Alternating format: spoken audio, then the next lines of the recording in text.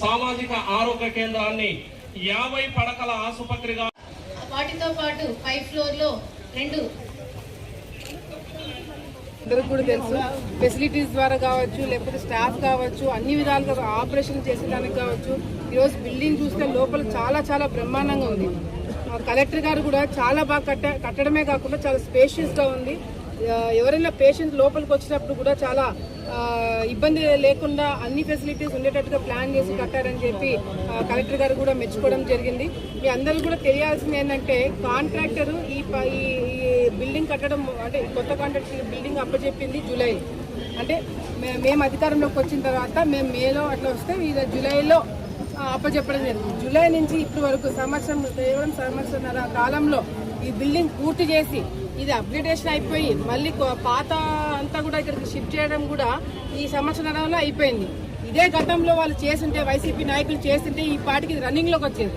కానీ వాళ్ళు చేయలేకపోయినారు. ఎందుకంటే దేవుడు కూడా తెలుసు, ప్రజలకి కూడా తెలుసు మా చేతుల మీదనే ప్రారంభం అవ్వాలని వాళ్ళందరూ కోరుకున్నారు కాబట్టి ఈరోజు నా చేతుల మీద జరిగింది.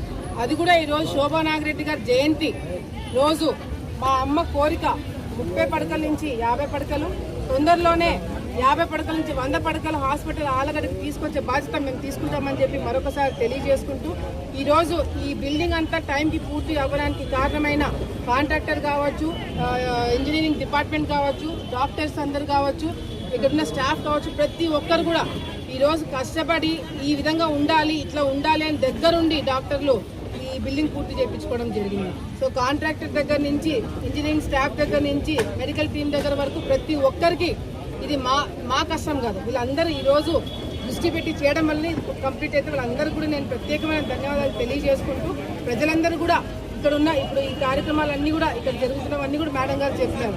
ఏమేమి ఫెసిలిటీస్ మనం ప్రొవైడ్ చేస్తున్నాం ప్రతి ఒక్కటి కూడా ఎక్స్ప్లెయిన్ చేయడం జరిగింది. ఆ సేవలన్నీ కూడా ప్రజలందరూ కూడా ఉపయోగించుకోవాలా.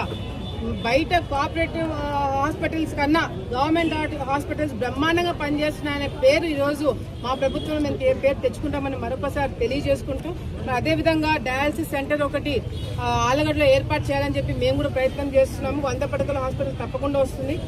అదేవిధంగా ఇక్కడ నేషనల్ హైవే ఉంది కాబట్టి ఎక్కువ యాక్సిడెంట్లు అవుతున్నాయి కాబట్టి మొన్నటికి మనం చూసాం మేజర్ యాక్సిడెంట్లు దాదాపు 2-3 అయినాయి ఒక నెలలోనే.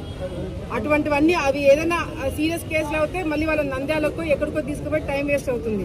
అందుకే ఇక్కడే ఒక ట్రామా సెంటర్ పెట్టాలని చెప్పి కూడా మేము ప్రపోజల్ ఆల్రెడీ పెట్టడం జరిగింది. కాబట్టి ఇవన్నీ వస్తే హెల్త్కి సంబంధించి ఆరోగ్యానికి సంబంధించి మనం ఎక్కడో వెళ్లాల్సిన అవసరం లేదు, పక్కకు వెళ్లాల్సిన అవసరం లేదు. ఇక్కడే మన ఆలగడ్డలోనే మన ప్రాంతంలోనే మనము అన్ని ఫెసిలిటీస్ ప్రొవైడ్ చేసుకోవడానికి మనకు అవకాశం ఉంటుంది. కాబట్టి తప్పకుండా మేము కూడా దీని మీద దృష్టి పెట్టి ఇంకా డెవలప్ చేస్తామని కూడా తెలియజేస్తున్నాం. కానీ ఇప్పుడు అట్లా కాదు, డాక్టర్లు ఉన్నారు, ఎక్విప్మెంట్ ఉందని కూడా చాలా క్లారిటీగా మేడం కూడా చెప్పడం జరిగింది.